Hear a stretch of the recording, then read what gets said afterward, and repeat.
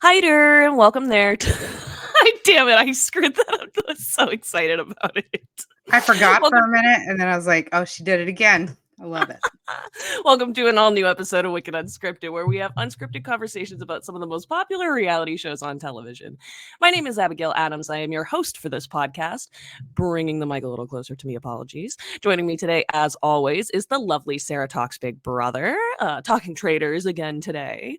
And we're back to discuss episode 6, right ahead of what should be an insane episode 7. But I just want to start this conversation off by saying this episode deserves all the awards. All the awards. I mean, yeah. Do you know how they do those teen choice? Do they still do those Kids Choice Awards, teen choice with Oh the yeah, random ass award? totally. I want to give an award to the biggest what the fuck moment. Because I can't wait to get into this. I have so many thoughts. I'm gonna be angry spice today, I'm sure, because I kept thinking, what was the reason? What was the reason? And the exit interviews gave me nothing. And the reason is Dan, as we knew him, no longer exists. I think that version of Dan actually died at Dan's funeral. And I don't know if we actually I realized think it. that's accurate. Or I saw this on Twitter and I was like, God, can I just live in that delusion that this is true? I don't know if you saw this, but someone said, what if, just hear me out, that this is all Dan's elaborative plan to take the iconicness off of himself so that he could go back into the Big Brother house as not Dan the winner. I would believe it if he didn't tell multiple people that he was considering calling it quits for reality television as a Yeah, whole. I know. But I saw that and I I was like, you know also what? I don't But rule it that out theory either. right there is really the only logical explanation any of us can grasp onto as to why the fuck? Why the actual fuck? But yeah, I'm excited to get into it. I mean, this episode should be named "What the Actual Fuck," and Yeah, there we we go. left. There's our quote. Actually, our quote is Dan can go to hell, because that was the quote from the episode. Well, so just to remind people where we left off, in the last episode, Dan was getting pegged at the round table, especially by Bergie and Peter. Like they were hounding him and they were really, really, really confident that they may be onto a traitor. And even afterward, Bergie was like, literally looked Dan in the eyes and said, "You are on my bulletin board. Like, I want to get you." Not the best move. We talked about that. Um, so Dan going into the turret is like, I got to get some of this heat off of me. This is not going well. I think that's mistake number one, is wanting so desperately to make an obvious move like this. Um, the mistake number two was targeting somebody who potentially had a shield, because as you may or may not remember from the last episode, only 6 people had an opportunity to get the shield because they competed outside in the bird challenge versus inside. uh when the time came to reveal who had the shields, the people who were outside were like, we're actually not going to tell you guys. We're going to keep this to ourselves, and we're going to let you guys who are on the inside figure it out. And the traitors were not smart by keeping them all inside and having absolutely no control over where the shields go or who any knowledge about the shields. I think that this was interesting for multiple reasons. I liked the strategy, but I hope that the show, because we know Traitors is known to switch it up. They don't just rinse and repeat their challenges or their twists or anything. Like last year, they got armory passes, and then that was just an opportunity to get a shield. Whereas this one, they're out there. There's just shields right there in the field. You just see one, you grab one. They're hiding in these scarecrows or whatever. So they're known for their flexibility and being able to switch it up. I hope what this can do and the drama that this brought can encourage the show to give us more anonymous shields, meaning opportunities for the players to win shields anonymously and choose to share it or choose to keep it to themselves. I think that there's a lot of strategy that could bring in. So that's really what I'm my big takeaway from uh Peter's master plan of it all. Oh, Peter. Um, But yeah, they definitely should have picked somebody from the inside of the castle. But they are doing this weird thing. Like, I haven't seen this before where they're just kind of like taking turns. Like, okay, I Mhm. got to kill the last one. You get to pick this one's yours. This one's your like they're not collaborating very much on these killings. No. And it just seems like it fell down to like Dan's like, okay, it's my turn. I want Bergie. And Yep. Well, and they're like, okay. one of the things that I also want to point out is though Parvati did ultimately go along with this as a traitor, she did raise a red flag saying, like, and this was in the last episode, being like, yeah, it might not be the truth. How do we know that this is the truth? And like, she's like having her whole like survivor instinct kind of go up. And Dan is just so like, I genuinely think he was blinded by I'm trying to find well, he was blinded. I've been trying to figure out like the exact because he was blinded by so much. He was blinded by his ability to play the game or what he thought. He thought his skill set was just going to outlast others. I think he underestimated. I mean, this is another example of underestimating Peter. He admitted to it in postmortem. He's like, "Yup, I should have given him more credit." It's like we've been screaming at you since episode 1 about that. He's been on to you since episode 1 and you didn't give him credit. That's one of the biggest flaws in my opinion in his game and why I feel like it should have been obvious as somebody who's a big gamer that going for somebody on the outside who may have had the shield wasn't a smart move. Yes. I mean, I feel like Peter lucked into this plan working. I'm Yeah, still very much on totally. the camp of like Peter's getting a mastermind edit here, but I think this is very much him just carrying Janelle's baton. Janelle gave him we know now like what she told him, what they talked about, and he very much believed her and put a lot of faith in her. So I feel like once now he's fleshed out Dan, I feel like Peter's going to fizzle out. I don't we'll get into the rest of this episode. I just don't see him at the end here. I don't Oh see no. him being this gamer mastermind that he is being edited out to be. I think that this was a plan that could have blew up in his face tremendously, and he very much lucked out that it didn't. But these were fails on everybody's parts, I believe. Oh my god, yeah. Like why my one of my questions that I want to know from Parvati is like why did you let this go if you had that red flag? Because I heard that and I was like, yes, yes, Because it good. incriminates her too. I know, I know. It's It like, in it isn't it's incriminating her too, and it's detrimental to her game too. She should have fought harder. That's what I'm saying. Like, I don't understand this like hands-off approach, like just passing the killings, through round robining it. I don't get it mhm, because it affects your decision up in the turret affects all three of you. yeah. And I feel like she's just I think maybe she was blinded by like, this is Dan. He knows what the fuck he's doing. And I'm just going to, I think she maybe just doubted herself in this moment. I So, think they've both been blinded by each other's reputations at points in yes. the game Yeah. anyways. So I think that's a really, really valid point because it's like, I mean, it's not even just like, oh, it's his reputation necessarily. It's like, oh, well, if he has been able to concoct this and maneuver out of this and think this, there is legitimate evidence to suggest that he can be trusted in a decision like this.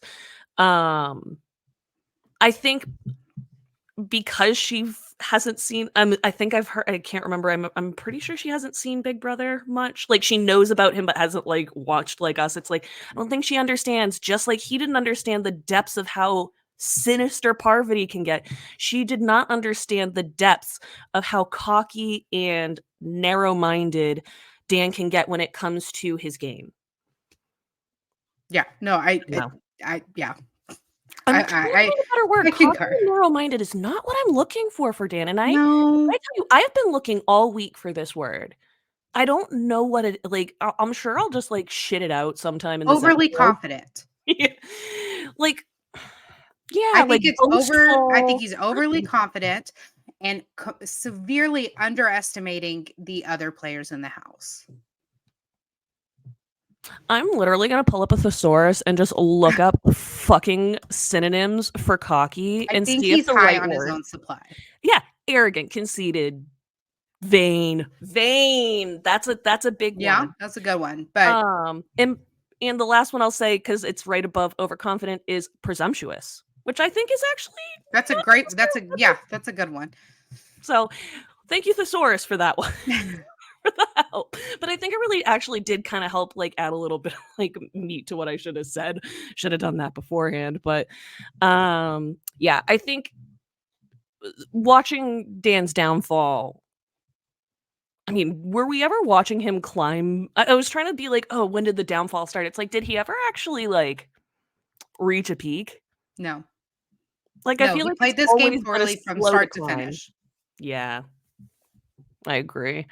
It was messy when they got to breakfast because obviously they selected Bergie to be murdered. Jesus Christ, I can't get words out right now. I just got a Here's the girl thing off the though. ship. So yeah, they all come into breakfast and Grab a Kate, drink. Parvati, and Sheree. Yeah, they were the first ones in. But then they all start to trickle in. But then Peter gets in and Bergie's not even in the room yet.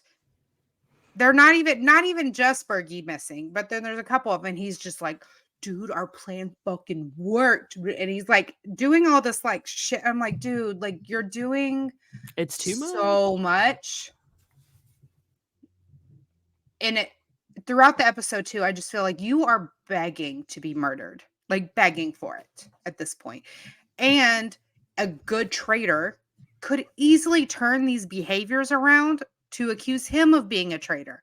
They're not being very good at that and picking up on that, but he's giving you all the evidence. If anyone were to accuse anyone of being so extra, leading the charge, no one from his alliance has been murdered or banished, and he is doing the most. Peter is such an easy sell as a traitor, and he just keeps giving them more and more and more evidence. And just I'm waiting for the moment, whether it's a traitor or a faithful, for all the shit to bite him in the ass, because like he just keeps feeding into it. Yeah, you can see this is where his naivete kind of comes in, Yeah. where he is just like, I mean, he's really confident. I mean, he has learned from one of the best how to pull off a good move. So I think he's riding his own little level of arrogance and cockiness right now Yeah. going into this. So it's literally like the battle of the big heads right now, Dan versus Peter. Um, and I mean, throughout all of this, Dan is also picking up on the fact that this might not be going his way. Yeah. Still not necessarily like convinced, but obviously on the edge of his seat because they know that there's the opportunity that this might not pull through. Who do you think Um, would have been the best option to murder this week? Not Bergie. Sorry, what was the question? If you are Dan, Parvati, and Phaedra,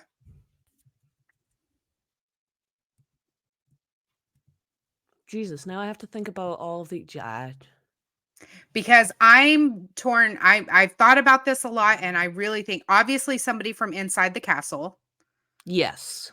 But if you go after Sandra, okay, you could go after Sandra. Yeah, her name's been thrown at the round table a few times, but you still have the opportunity to one, get someone out that was inside the castle, and two, not somebody in Peter's alliance, so that you could still look inward at that the faithful of the faithfuls group, because still one of them isn't gone. Not to mention, knocking her out would be knocking out one of the strongest faithfuls in terms of who can deduct Yes. who a traitor is and who's not. And it was between that and John, because John is Yeah, kind of on the that was the other person I was outskirts of thinking the of. faithfuls, but you also want to weaken Peter's numbers. So you could do that and still sell that it's someone within that group, someone from inside the house, and you're still taking out this, like, we'll call it what we know in Big Brother, it's like this super alliance, this, like, Right. Onions. yeah. Kind of. And he's still kind of on the outside of that. So that would be an easy shot too. That would still help their game, still, leave suspicion out there, you know, and not feed into this plan at all. But like, yeah, I just think that the ball was fumbled all around here. Yep. So after Bergie comes through and is just like, "Oh, I wasn't murdered," Peter reveals his plan, and like this is very much you can see his head inflating, hypothetically, in this moment, and he's revealed in this moment that Parvati, Dan, and CT were the three people that he lied to about the shield. And I mean, all three did get defensive, but Parv and Dan were far more defensive than CT. A lot of people picked up on it too. Like they did it's just if anything, if Parvati wanted to escape this without getting thrown under a bus, oh, Jesus, my thoughts are not going today. You know what? My brain is just like fucking mush right now. They both just really didn't do themselves favors No. by being so obvious with their reactions. Like, it's one thing to be defensive and no one's saying don't, because like obviously when you get pegged to be a traitor, Parvati was even saying this, like it leaves a salty taste in your mouth and obviously you're gonna like fight back. But you do have to kind of also like weigh how upset you end up getting because you don't want to give yourself away as a possible traitor.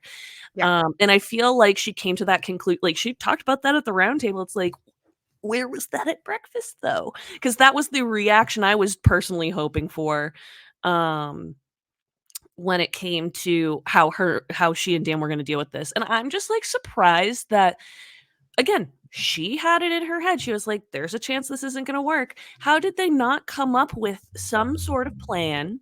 They had the opportunity in the turret before they even signed it to come up with a backup plan. Like, hey, here's what we do in case this backfires on us. Like, what's the excuse?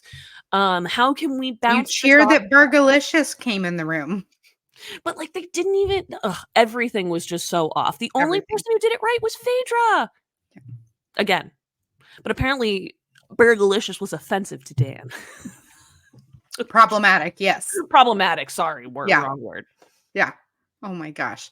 Yeah. I mean, well, I absolutely loved that we go into the challenge and Kate so accurately clocked it that Alan is making Kate, you know, pay penance for her performance in the hill last year.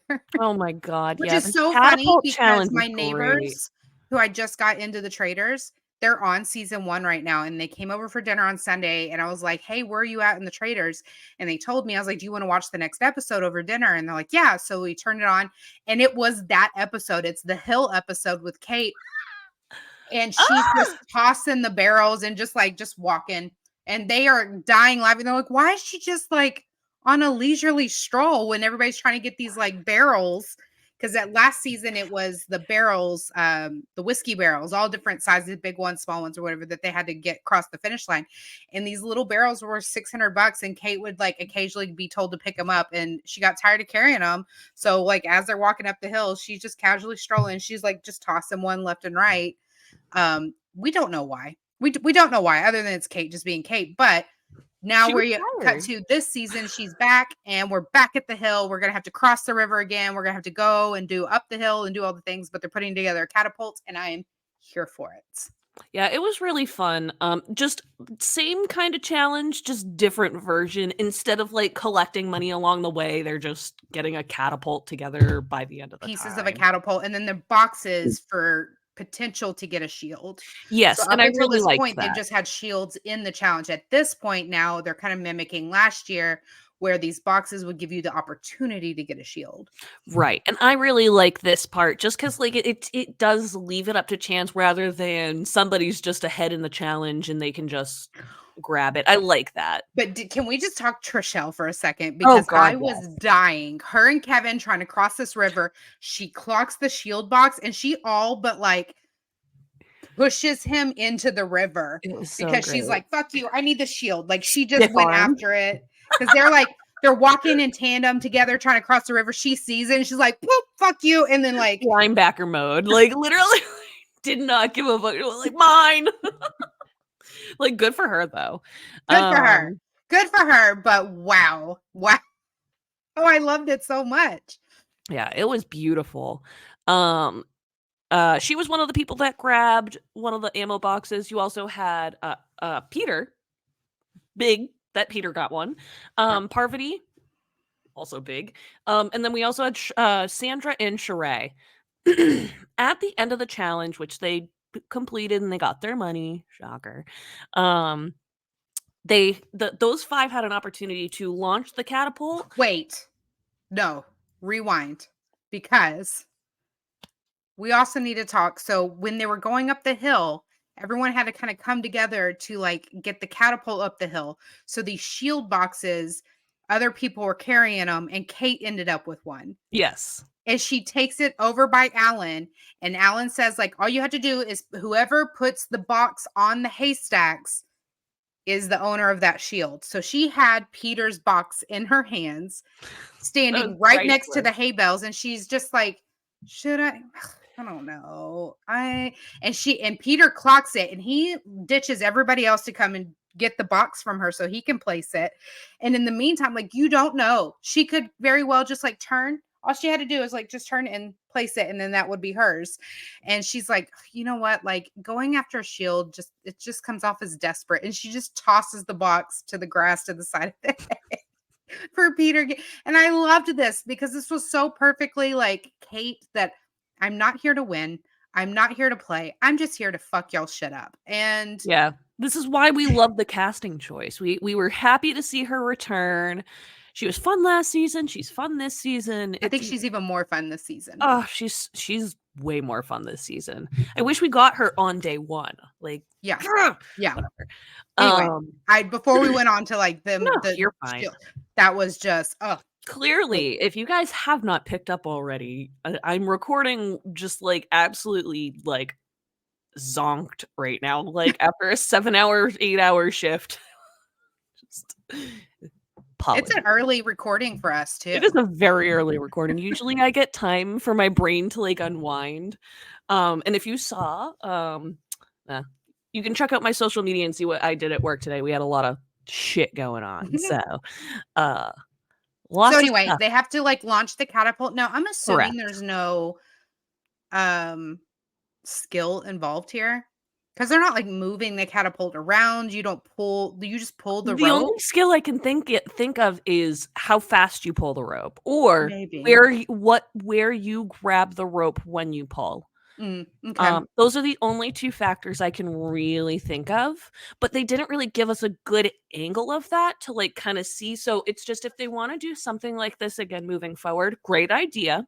Not saying don't, but like we need to be able to see those variables and be able to kind of like be like, where did it like, I mean, it can be a total crapshoot. I'm okay with that too. Oh no, totally. But I think if there are things we can look at where it's like somebody's like, I placed my hand close to the thing because I thought I had to, but somebody else is like, I decided to place my hand at the back of the rope because. But let's be honest, you and I are probably one of the very few geeks that want to know that kind of shit or even care. Shut up, Sarah.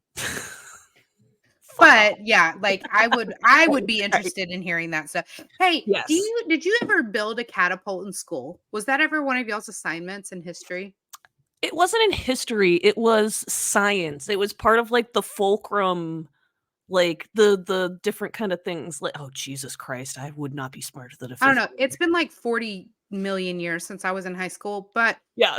I do very distinctly remember a project where we had to build catapults from like things around our house. And then we all went into the school parking lot and like tested them and launched them and had like a little contest with it. And so it just brought me back to that. I was like, oh, Coach Elliott. Actually, I'm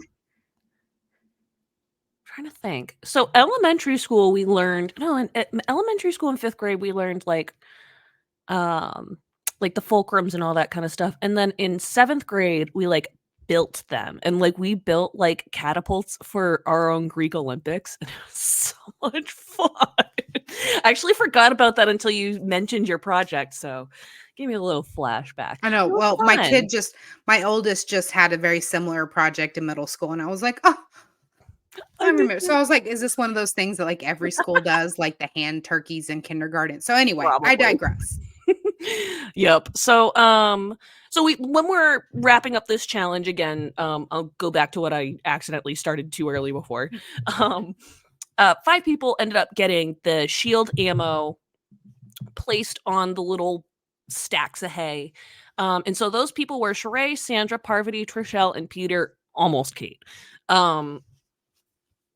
This really, in my opinion, was a golden opportunity for so Peter did not win.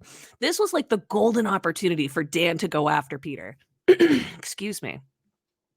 And not even just Dan, like Parvati too.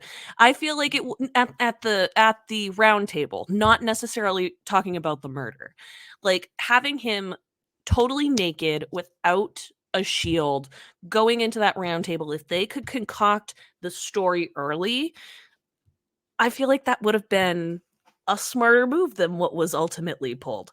And I just looked at that. I was like, this is like, how much better of an opportunity could Dan ask for to get one of his biggest faithful, problematic faithfuls out of the game? It was right in his lap. Sheree ended up getting it, by the way. But Peter did not. And like, I was sitting there and I'm like, this is it. This is the golden opportunity. He just got handed the chance to at least get one of them out. At least, I know he wants Bergie's head on a platter, but why not go for Peter? Like, Peter was in, I don't know. I just, it doesn't make sense to me. Right before they get to the round table, they have a moment, they being Peter and Dan, that reminds me so much of the conversation between Dan and Frank after Dan's funeral. Listen, when it's literally just like we're friends, right? Can we work this together? whole episode? This whole episode was Dan's funeral relaunched, and as we all know, this was Dan's funeral 2, like the sequel. With a little hint of the nomination roulette thrown in there. I'm telling you, this was Dan's Big Brother, the sequel. And if we know anything about sequels, is that they never land like the original. And that's what we were looking at. They're usually way worse. Yeah. Actually. So like that was the vibe. That was everything about every conversation he had was kind of like, and y'all, like, you can go back and listen to Wicked Unscripted and our covers this season. I'm a big fan of Dan, the player. I had high expectations. I've been trying to check those expectations throughout. And even in my wildest dreams, like, even if I were to be like, Dan's been out of it for so long, my lowest expectations were here. And he still managed to hit the floor. Like, I mean, I don't know how to best describe this. Like, I can think of about 20 not great Big Brother players that could have played this better than, or would have done this better than he did.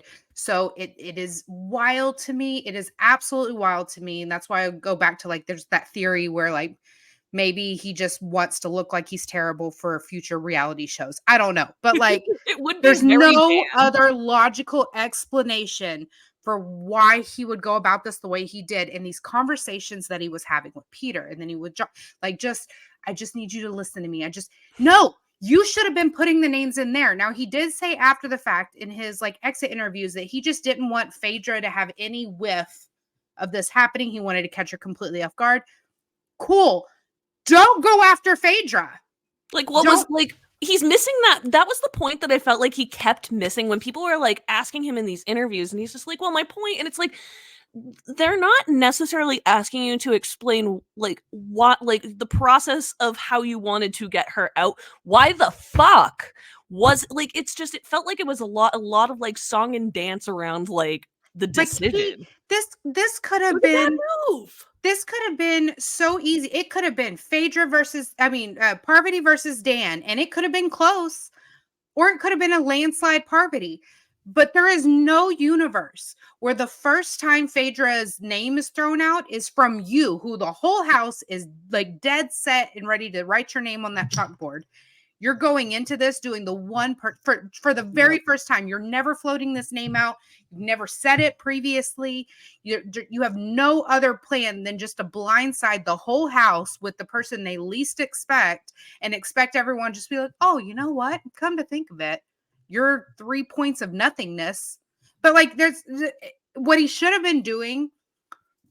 Even if he didn't want to float a name out, and he was doing it in all these, like, we thought it's still Parvati, because he could have been saying, like, he didn't want Parvati to know that he was taking the shot and he didn't want her to be prepared for that.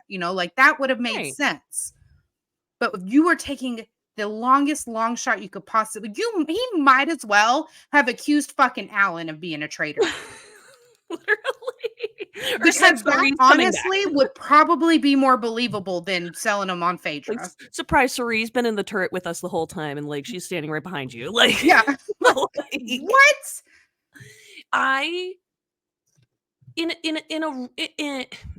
If the timing was correct, this would have been epic. Like, if there were even sniffs around Phaedra, sniffs would have made more sense. Would have had a platform to really peg both her and Parvati, which is what he did with his little speech, which we'll go over in a second. But what's killing me too is now he's saying in his exit interviews that they were all telling him everyone was ready to write Parvati's name down. So then why not go for it then? Huh? To your point, so then why not just go for it then? Yeah, they were all saying like, just confirm Parvati. Just if she's the one you're talking about, we're ready to vote for her. These are the moments I really want the live feeds. I really just want to know what happened. That would because be... like there's something that's not and answer everybody's question, because it was on everybody's mind, the why of it all. When the one time in these interviews where he really kind of actually spoke as to why Phaedra over Parvati, it was more because he wanted to work with Parvati and be working with her since day one. Cool story, bro. Like that's not, we don't get to pick and choose everything when it comes to being on a reality show. Like you are on the chopping block. This is it. You are going home, and they are telling you your way to not go home is to tell us that the person you think it is Parvati. And he's like, nah. I think it goes to the arrogance thing where he's just like, I think I can not only outsmart them, but like convince them. It's like, you have to first outsmart them before you can even convince them of your argument. And if you can't achieve the first part, you can't achieve the second. He literally said this in multiple interviews, that he went into this knowing that every time he gives a long-winded speech, it confuses people and things just go his way. No real logic behind it.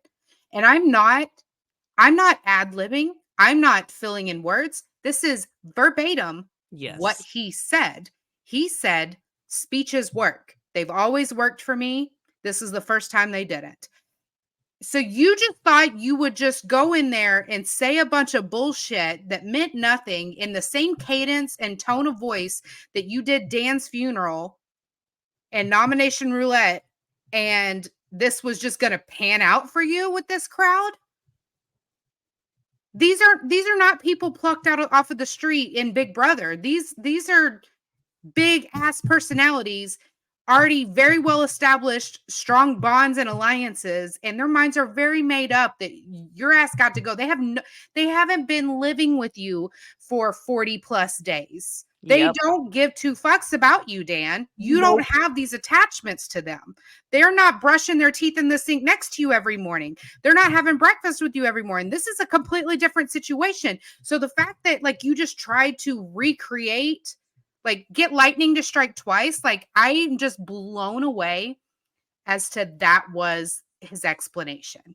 Was I was just going to give a speech and it's always worked. So why wouldn't it work now? I mean this in all kindness and respect to Dan, but like I just thought he was better than this. Like I gave him a lot more credit than going out. That's where my brain cannot let go of that theory, because like that's literally this. Even his explanation doesn't make sense. His speech didn't make sense. His explanation doesn't make sense. And he's None had of this months makes to any think sense. about what he's going to tell the press in exit press. He's had months to think about To it. think about it. And so all I can think of is like there's two possibilities here. One of them is that this is all just playing everybody so that he won't get targeted immediately in the next thing he does. Or two, he's completely fucking lost it. Like he's talked about this on Twitch and his podcast and live streams so much that he's got like that genius insanity syndrome where Yeah. like he's just talked himself into circles that don't make sense. But this feels like such a toddler like reasoning that I just cannot wrap my brain around it because like he he this is so out of character for him on so many levels. And if you continue to follow him or listen to any of his Twitch streams, or he's even like put out like blogs and stuff like how to play Big Brother and like, you know, written things, none of this matches No. at all. It was like watching a bad AI version of Dan. The only thing I can think of is that he was just playing at Big Brother speed and didn't understand. I mean, like, we knew he was playing slow, right? We've talked about playing slow, but Yeah. it's like this was filmed in 12 days. 12 days, like 2 weeks of filming. Yeah. Max. That is 2 evictions on Big Brother, or sometimes week ones for a long time before modern Big Brother. Week 1 was 2 ass weeks. That's only 1 eviction. And it's like that whole time you had the whole time to mingle and build relationships and change whatever might happen before whatever eviction is happening. Like it was he was playing at like 5 miles per hour when he needed to be playing at 60. Yeah. And it's like, it doesn't mean that he didn't have the skill and know-how. I mean, he clearly didn't understand what he was doing, so I'm not going to give him all that credit. But like, there was just so much. And I think I'm like also disappointed because he said he had watched the last season. It's like, so if you watched last season, how did you not know how this roundtable was going to go? That's why Like, none of this makes sense to me, Abigail. there's a piece that's missing. I'm promising you. There has to be something we don't know. He's clearly not telling us. Janelle's not told us. I'm not like throwing her under a bus. She said a lot, like, and so like it's just something she hasn't explained, and probably can't That's because what he he's going to wasn't be on there. Traitors 3 or he's going to be on BB26, and this is going to be his proof that he doesn't have it anymore. That's all I got. That's all I have to cling to because House of Villains. House of Villains. Maybe. House of Villains, he's a contender for that. This could be that too. They don't really go after strategic. They don't care about strategy. Well, and on top of it, I did mention at the beginning, like, he told multiple people he's calling it a career for reality television after this. Sarah and I are still kind of like, because he said that about it after, like, BB14. And, like, Yeah. there's been a whole conversation to go a little bit, kind of sidetracked, not really, with Big Brother. There's been a lot of talk about a possible winter season. And Sarah and I have been like, you cannot count on Dan for this. You cannot count on Dan for this. You cannot. Oh, did we both just have the same realization in the same moment? No, this is exactly what I was thinking. Oh, okay. So you just saw the light bulb go ding, ding, ding. Yeah, I'm like Big Brother 26. The only thing that makes any kind of logical sense to me is that he's got he's got to fumble the ball so bad here in this like little nothing burger of a show to him. And that's why he was very keen on like correcting people, like almost 2-time winner. Like I didn't win twice. That was so funny. Oh my But like God. I feel like that would make sense. And then to keep fumbling the ball in these interviews and just be like, I don't know what I did. You know what I mean? Like I feel like it would be more for the strategy in the interview rather in the moment. Like in the moment, I feel like he was just not there. And as he had time to sit back and process and be like, wow, what a terrible move I just made. Realize that maybe I can because change even the way he was playing so quiet, it's just none of it lined up. It was like he was purposely playing bad. And I'm not trying to give him too much credit here. I'm just saying that the only thing that because if you follow, like what I was saying earlier, I don't want to be repetitive, but if you follow Dan for any amount of time, there is nothing about the way he carried himself, talked, or strategized in this game that, and I'm not comparing it straight to BB14 Dan. I'm not doing that. I'm talking about the Dan who goes on Twitch, that talks about this shit daily, that plays Among Us, that has talked about strategy and Big Brother like games on his social media for years and years and years, as late as like just right before, up until he went on the Traitors. None of his gameplay in this game matches that and what we know of. So the only logical explanation I could possibly grasp at is that this is a long play for his consideration of like an all-winner season of Big Brother or something, because otherwise, how do you not get Dan out as first boot? How else does he survive 1 week in the Big Brother house being Dan? I don't know. I'm just saying, I'm not saying it's true. I'm just saying that that is where I'm going to live blissfully ignorant in my theory. I'm going to take that theory and just hold on to it because nothing else makes sense. I think I was more likely to see pink elephants walk down my street than to see Dan play in this way. Yeah, I absolutely agree. It like I think we might as well like move on to like talk like I think we could just like go talk in circles about this Yeah, forever so because like it let's just talk about the boggles my speech. mind. Can we Yeah, talk about the speech? break it down. Okay. And again, stay with me because this is verbatim, like his reasonings that are not reasonings, that his grand master plan is. He walked in and he literally started his speech with the same cadence that he did Dan's funeral, with the long pauses in his sentences to start. But he'd been looking at this person for a while and he has decided that they're a traitor for 3 reasons. And here he wants to lay out his evidence. So his first point: there are a few people who have never had their name written down, and those people are Phaedra, Sandra, Sheree, Bergie, and Parvati. He said that's not enough to convict anyone. So that brings me to my next point: their voting habits. Who is voting in kind of a weird way? Well, Sandra has done that, but she always explains herself. Sheree had one weird vote for John, but she explained that. Bergie just goes with the crowd, which, by the way, I think that was a total dig at Bergie, trying to like indicate that he's just like dumb. I agree. Bergie, he just goes with the crowd. And he said, then there's Parvati. And he's still kind of like baiting the crowd because they think he's going to throw Parvati under the bus and us, the viewer. Only one vote outside the norm was for Kevin, but then she explained what that was about. And then we have Phaedra. And then Parvati does this weird, like, oh shit, here we go kind of grin. And I'm like, girl, that's not the way you should be acting right now. Nope. Her faces just give her away. Yep. She can be read like a book based on her expressions. Yes. And I think, yes, it's so frustrating. And then he said, Phaedra has one unexplained vote for Ekin-Su.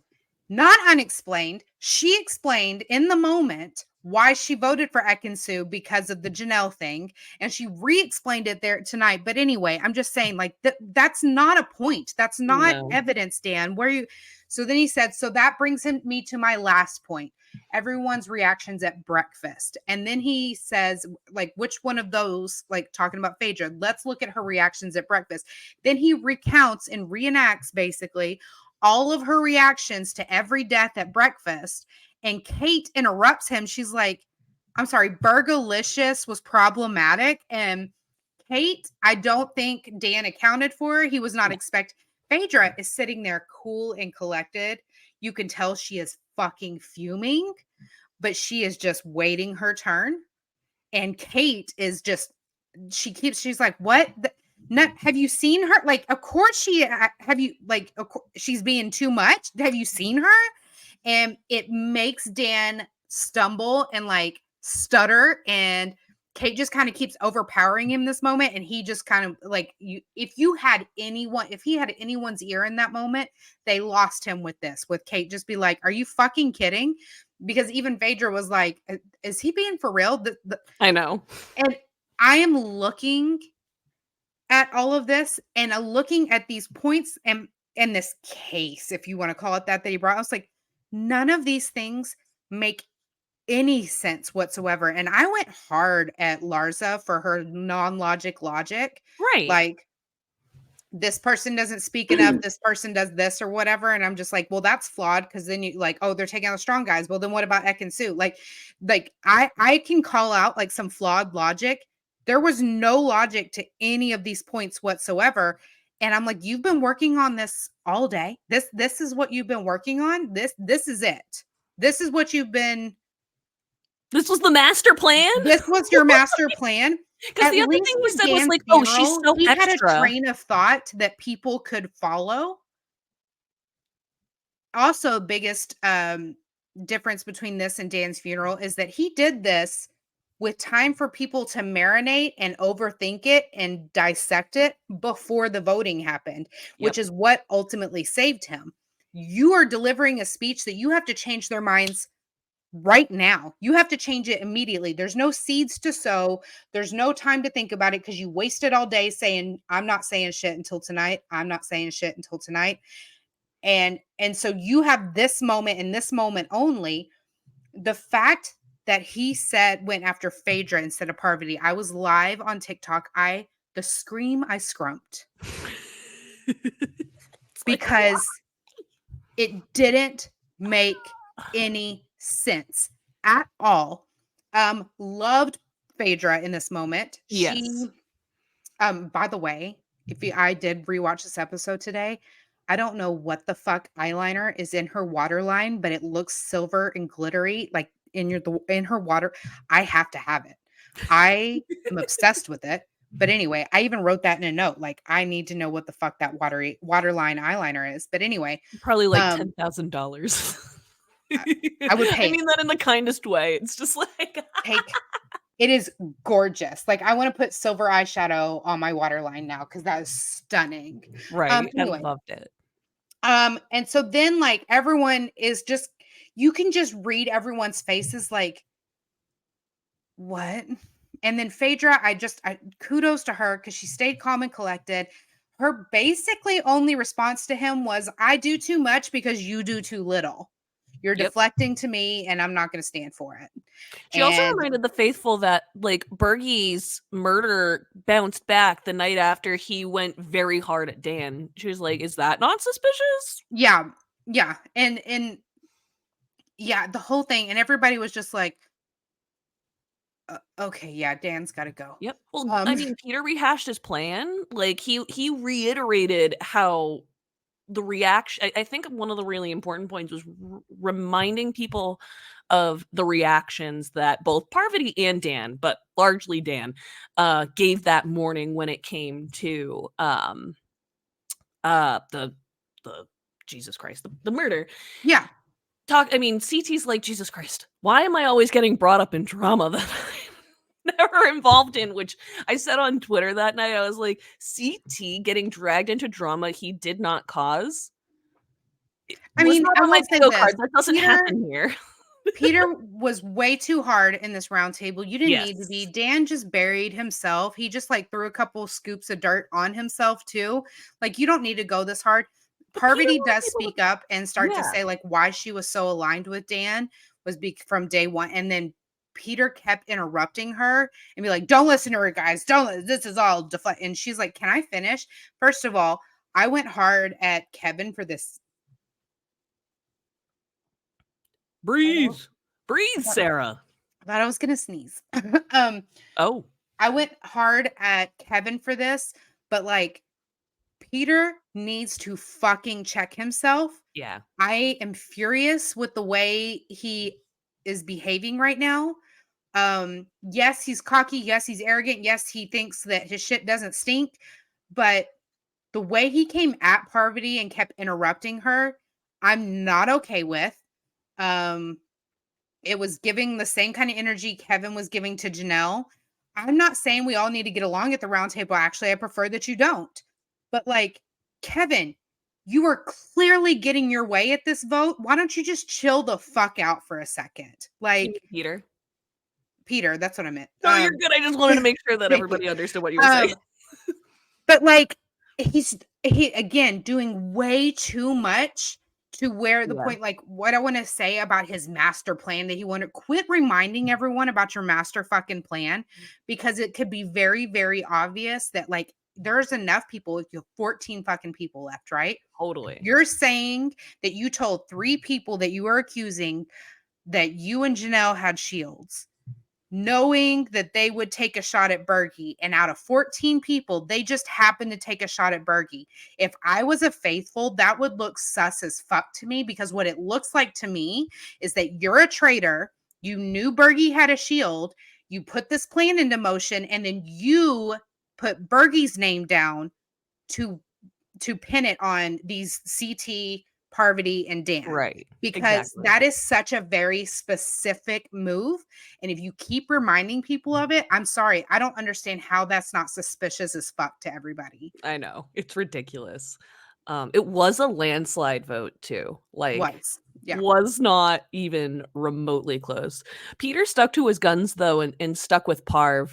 He was trying so hard. And I think, and I'm not trying to give him grace here. This is not what I'm saying. I think part of why he was interrupting her a lot is because he was so adamant about actually like trying to throw her under the bus, and he's like, no, no, no, no, no. And it's like, that doesn't mean you get to talk over her, my And then friend. you keep saying like, guys, they're gonna murder me tonight, and if they do, I'm telling you right now, it's Parvati.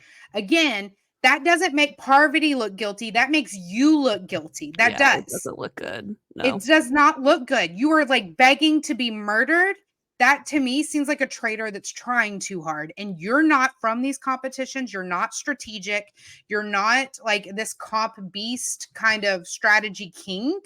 So to me, it looks like a newbie coming into one of these games and just overcompensating. Let's say Christian from season 1, and just doing so much Yes. that it looks sus as fuck. Yep. Dan did end up sticking to his guns and voting for Phaedra.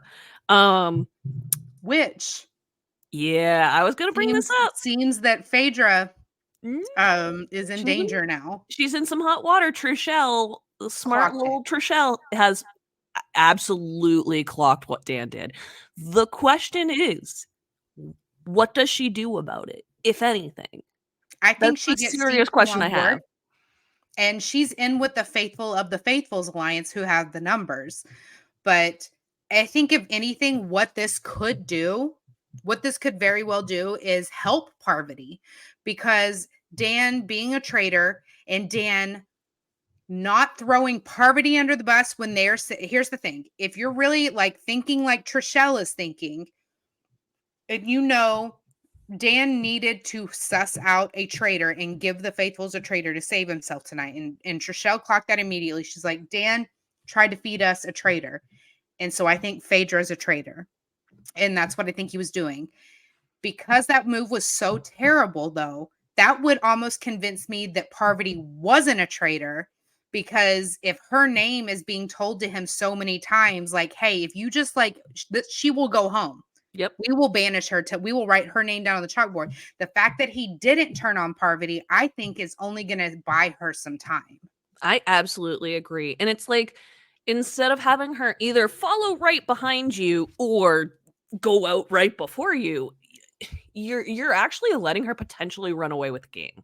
Yes, because now you Possibly. put Phaedra, because there, again, no logical sense as to why you wouldn't, if you're going to feed the faithfuls, feed them Parvati. And if Trishelle clocks that, she knows, okay, well, then Parvati must not be a traitor then, because he would say Parvati's name, and he was trying to give us a traitor to deflect off of himself.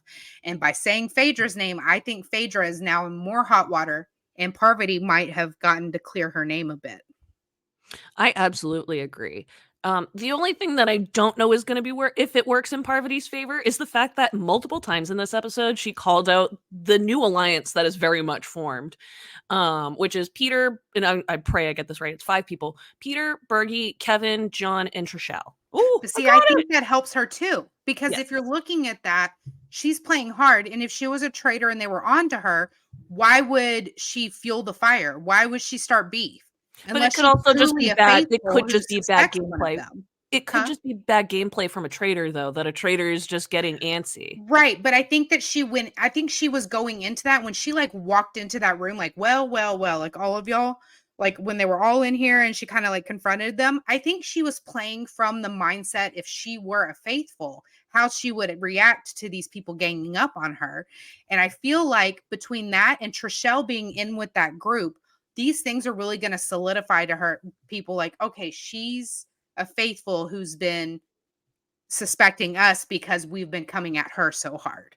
Well, I do And think that alliance is absolutely going she can work that in her favor, and I yes. think it's not gonna work in theirs. I think they're about to start getting picked off one by one. Well, then we get to the turret, and that kinda changes things. Well, a little bit, but I still yeah, well, I still think there's Let's a let's do it. chance. Let's do it. So Dan let's is talk about the revealed, he turret. is a traitor. Trishelle clocks the Phaedra shit, everybody goes to bed. And then, the traitors go to the turret and they're like, "Hey, who are we murdering?" And Alan's like, "Knock, knock, surprise. You actually can, recruit somebody tonight if you want. You got a decision to make, go." But that's the thing is they couldn't do a murder and a recruitment, so now you're going into it 2 weeks in a row with no murders. That's kinda risky, It is but wildly risky, and it yet is. they didn't even seem to give that almost any thought. They were like, "Recruit? Yeah, recruit." I get it could be the edit, but it seemed so, like, Well, definite. I see it from both ends because we have knowledge that Parvati and Phaedra don't, and that is Exactly, what that's a good point. Trishelle said. Trishelle doesn't know that she has a chance. So in Parvati's mind, she has 0 chance of making it through next week unless she gets in with that group. And what better way to get in that group than recruit Peter? Yep. It's not that it was the only option, it's just I think she made the smartest option possible, or smartest decision possible. He was the It does strongest, he was the most vocal, and now he's gonna have to eat crow because he he's been so high on this high horse, a faithful high horse. Now, I will say this, yes, there is a chance he can decline, there's a chance that he says no, however, that's only happened once in the whole Traitors franchise I'm history. pretty sure my money would be on he doesn't decline. But No, what I it's only happened one time before. Yes, there was a lot of ensuing drama from it, however, if you ever get invited to be a traitor, you have to accept that's the move to make here. It's an easier game to play with your eyes open. It's you don't have to work with the traitors. You nope. can You can still actually be enemies with your fellow traitors. yeah, he could still throw Parvati under the bus. However, once he's recruited, I feel like this buys Parvati some time. I Oh, feel like totally. If he she can plays it help right, with of the course. group and between I think here's what happened. I hope Trishelle shares what her theory is with this group. That gives Peter an easy pivot to where they're like, wait, you were just really hard on Parvati and now you're not. Like, did you get recruited? You know what I mean? Like, that would kind of be sus. But if Trishelle presents the group with her suspicions of Phaedra, then Peter can then play into that as to why he thinks that over Parvati. And that's just and they can buy them some time. I There are so many moving pieces that come with this. It's really what makes this show so fun. One of the things, though, I'll say, I'm curious to see how it plays out is how I don't even know because I mean, obviously, we don't know if Peter accepts or not. Assume Peter doesn't accept, though. I would just be really curious to see how that actually like played out. Like, I know it's happened before, but like, maybe not as much curious about how to play it out, but I really liked what Traitors Canada did. This is all produced by Studio Lambert, by the way, so it's all the same production company in every single country. If everybody was like, "Why are all the challenges this?" It's the same production company. That's Yep. why. Get over it. It's Is it the actually same kind of fun. location? I think in most places, I want to say there's one that doesn't do it in Scotland, Probably but I not can't remember. Australia. That was what I was gonna say. Is I think it's not Australia, but fuck Anyway, ADHD. Um, theories for next week. I think Peter's going to accept. oh, my sorry, my thought was that, in Canada sorry, let me just finish it for 2 seconds, my bad. The option was become a traitor or get banished. It was or like get murdered. Like you don't have a choice. You either live as a traitor or you're dead. And I was like, I don't know. I kind of like that one. But I do understand that that is kind of very it's definitive and then like it but it plays into a role like, oh, so the traitors kind of have to decide on somebody that they would be okay with banishing if they don't accept it. And then the subsequent reaction at breakfast when people find out about this. Um, it's just one of the things that I thought about. And it's like, I wish we could have gotten another chance to see how that would play out, but I'm not necessarily mad that Peter would have the opportunity to stay if like he didn't choose to be a traitor. Just would be curious to see how that would play out. It is gonna look pretty I mean, actually, no. Peter made such a big deal about him being murdered that night that I think that him not being murdered is not gonna be a surprise to anybody. No, right. I think that if anything, he probably is gonna have the most suspicion on him about being recruited or again, already being a traitor. If I was a faithful, he's the one I'd be looking at the most right now. I have I a good would be. I go into these with different mindsets on, and one, there's a big debate on whether or not the viewers should know who the like traders are. You should I know, in like my opinion. I like knowing. I like seeing the turret discussions. I like seeing the strategy and how they maneuver throughout. But I can also watch an episode and watch behaviors and how and the roundtables and stuff with the mindset of I don't know who the traders are, and he would be my number one suspect. Yeah. I He's mean, doing too much. He's going he's telling me he's the him and his posse are the most faithful of faithfuls, but none of them have been murdered. None of them have been banished. You hold the majority of the votes. You're the most vocal at the round tables, and you are going way out of your way and just assuming that everyone knows without a shot. Like we got some hint. Like Alan came in and said, I will reveal who's a true faithful, and Peter's name was on. He's acting like everyone just knows he's a faithful, and yeah. for me, that would like bother me. Yeah, I get that. I think it's just like I haven't thought about it enough to like feel either way about it. So Yeah. disagree.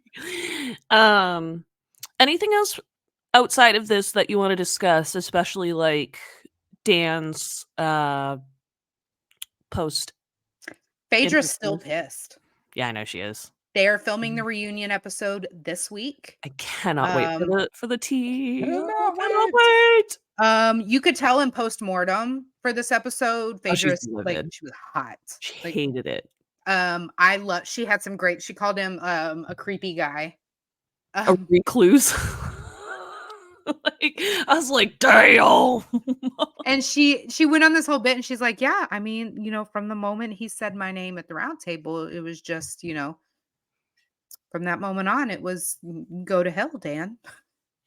But that's how I would react too, so I can't say I blame her either. I just love her, and I love So her great. delivery. I love So everything about entertaining. her.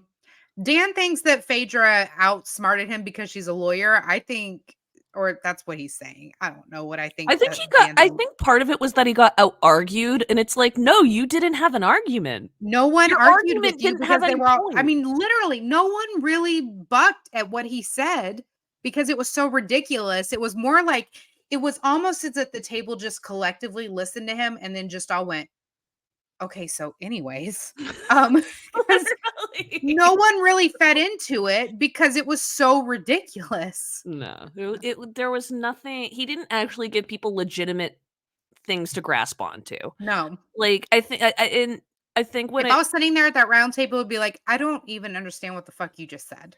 well, it blew my mind that he was like, I got out lawyered. It's like, what you would lose if you fought a case in front of Judge Judy, you would lose. Like Yeah. if you went and argued this case in front of Judge Judy, she literally would laugh your ass out of that court because you came with absolutely no legitimate evidence. Just all No. circumstantial, nothing actually hardcore in the book. Like it's like Fuck, he's got to be doing like all winter season. He has to. I just think I think Dan just doesn't have it anymore. That is my hard But even opinion. if you don't have it, even if you are just so fucking awful, let's look at season 1. Oh my God, what was his name? The political consultant that was always wrong about everything. Quentin! I follow him still on TikTok. What was the name? Quentin! Okay. He was awful at this game. Every read was wrong. Every single read was just so off. This was worse than him. I know. And so I'm just saying, like, I just have a really hard time believing this. So that's why I'm just still not accepting it. But I think I think I've come to this acceptance much quicker than you, and I just pray you get there soon. No, I'm not, because It's I'm just gonna hold on to this theory like this is a long game thing, because again, my brain can't make it make sense, just because like literally just last year Dan is not this Dan. And so I know. Anyway, I'm excited. I'm excited for tomorrow night. Yes. Or tonight, depending on when you're listening. I think it's going out tomorrow in the morning. Yeah. Thursday night. The episode times and when it's dropping has been so weird. I'm getting the last irritated. one dropped at like 25 minutes early. This is not how you drop episodes. If you are going to drop, I mean this in all kindness, but I also like am kind of going to be a bitch to Peacock real quick. Your timing has sucked all fucking season. I'm sorry for dropping the F-bomb there. Usually I don't apologize, but this is literally like I am looking at you, Peacock, right now. The timing since day one has been abysmal.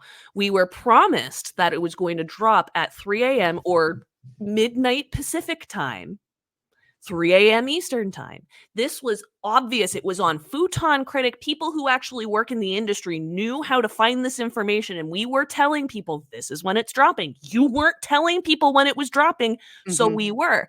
Then, from what I'm guessing, somebody on the social media team didn't get the memo and put 9 p.m. on that Friday, so the whole Friday was lost. All of social media that you could have had promoting this incredible 3-episode drop, it was incredible, all lost because you couldn't put the time out correctly. The second episode, we were all like, oh my God, the new episode 4, we're freaking out. And it drops at like 8:45 and people are like, I'm watching now. Some of us are getting spoiled on social media all of a sudden because we can't get to our phones fast enough to be like, no, I don't want notifications. And I'm not saying that happened to everybody, but like it was kind of a clusterfuck to try and like kind of avoid spoilers in that next episode. And now every single week, it's not dropping at 9. You keep saying it's dropping at 9. It's dropping at 9. No, it dropped at 8:30. It dropped at 8:40. It dropped at 8:45.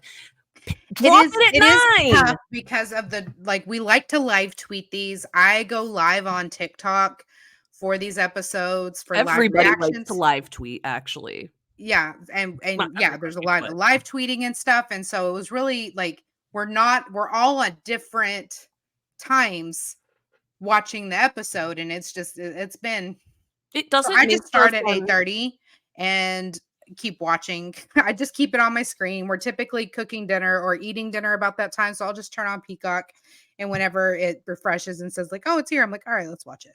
It just bugs me because like for us, like we will go on. It's not just for this show, for Big Brother when episodes are on, when Survivor's on. I do it for Amazing Race. When these shows are on, people who cover the show, Peacock, we do something called live tweeting where we like interact in time with the people watching the show. So in order to do that, we need to be watching at the same time. Because if I'm tweeting something that Phaedra did and somebody hasn't even gotten there yet, what the fuck? Yeah. I just accidentally spoiled them, did not mean to spoil them. So I've been like picky with my tweets because I'm not trying to put out whole ass spoilers. It makes it hard for me to cover the show live. It's making it so fucking frustrating. So I mean this in the kindest way, and I'm so sorry that I'm getting a little heated. Please, please, please just drop these episodes at 9. Please just do that. It's really not, it's not a big ask, and I'm not trying to be a jackass about it. It's not a big ask. Just please please. That's just my one thing. Otherwise, I've been loving everything. Thank you for renewing it. We mentioned that on the podcast either last week or the week before, but Sharon Tharp has confirmed that we are getting a season 3.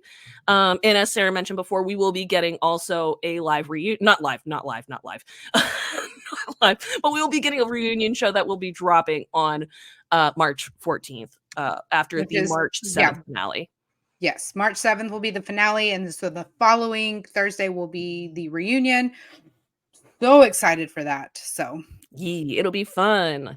But with that wraps up this episode of Wicked Unscripted. So if you like what you hear, don't forget to subscribe, rate, and review this podcast. We're also regularly posting on our TikTok accounts, so make sure you follow us at It's Abigail Adams, Sarah Talks Big Brother, and Wicked Unscripted, which I actually accidentally got locked out of, so I gotta get back in there. I meant to post so many TikToks from last week's episode, and then they're like, "What's your password?" I'm like, "Fuck." So I'll get back in a minute. It'll be back soon. But anyways, follow those if you want the latest updates. If you want to ask us a question, share your thoughts, or leave us a tip, email the podcast at wickedunscriptedpod, pod@gmail.com for more. That is wickedunscriptedpod at pod@gmail.com. I haven't screwed that up like that ever. We're always looking for fresh and diverse voices to join the conversation, so we encourage you to reach out if you want to join. And with that, we'll see you next time. bye. Bye there.